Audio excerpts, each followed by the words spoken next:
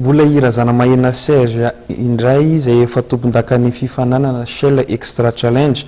nafa amin'ina mitsitsy teto Antananarivo indray no nandrobaka ny fandresena nandritra ny lalao famaranana izay notontosaina tetsy amin'ny bypass Omaly Alahady. Mpifaninana avy any Toamasina sy Antsirabe no nifaninana tamin'ny Serge razana mahena ka vokatry fivoahan'ny mpandresy io indrindra dia fiara tsy mataho-dalana no loka azony avy amin'ny tombontsolika Shell izay nikarakara ny hetsika. Irazana mahena Serge izay efa tompon-dakan'ny fananana Shell Extra Challenge na familiana mitsitsy teto Antananarivo no nandrombaka ny fandresena nandritra ny lalao famaranana izay nitotsaina teny amin'ny bypass Omaly ary nandraisan'ireo mpandresy roa hafa avy any Toamasina sy Antsirabe anjara. Raha 5,20 litatra ny solika laniny teo amin'ny halaviran-dalana mirefy 8,50 kilometatra. Nahazo ny loka lehibe dia ny Suzuki Jimny ny lehilahy nandritra ny lanonam-panolorana izay nitotsaina teny amin'ny tombon-tsolika Shell eny Avoloha. Tsy dia hoe misy saoty lehibe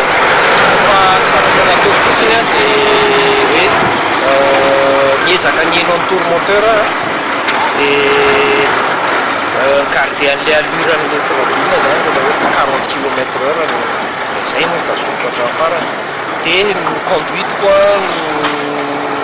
eritreretiko ohatrany hoe tsisy frein automobile io zany hoe rehefa misy obstacle dia anticiper mialoha dia rétrograde dia ny frein moteur no miazo azy. Nanampy tokotra an'ilay formation azo satria noresahana tany daholo zany. Misy ihany ny zavatra efa fantatrao, misy koa zany efa ireo zavatra izay tany amin'ilay formation vao fantatra dia raha tsy hiteny fotsiny amin'ny hoe conduite resaka hoe point mort raha ny hoe somary mihinana kokoa zany point mort noho ny vitesse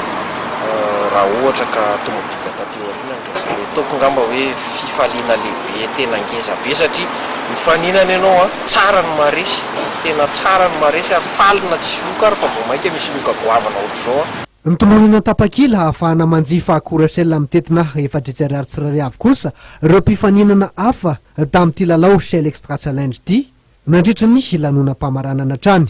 Tanjona tamin'ity lalao izay nokarakarain'ny Vivo Energie ity efa ho ray volana izao